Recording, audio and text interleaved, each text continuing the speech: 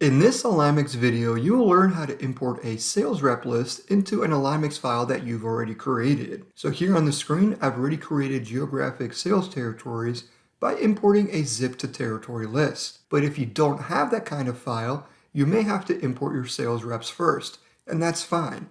There is no specific order for your imports. You can import your data in any order. Before we start the import into this file, let's take a look at the Excel file that we'll be using for this import. Here on the screen, you will see our sales reps. Columns A and column B are for ID and name.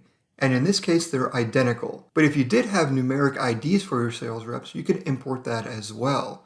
So what we will be doing here is we will import column A as the ID, column B as the name. We need the home zip code of our sales reps in order to place that icon representing each sales rep on the map. And then we will also import their assignments so that each sales rep is assigned to a territory. At a minimum, you only need 2 columns of data, an ID or a name and the home zip code. The assignment is extra because that allows you to create those assignments. But if you don't have that assignment, you can import this data without the assignment and then manually assign each sales rep from within AlignMix. So now let's minimize our Excel file here and go back to our AlignMix file. And now let's begin our import.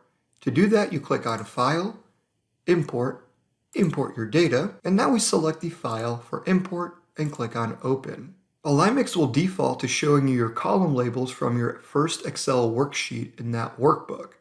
So in order to select a different worksheet, you have to click on the Back button, and now we select the tab that we want to import. And now click on Next.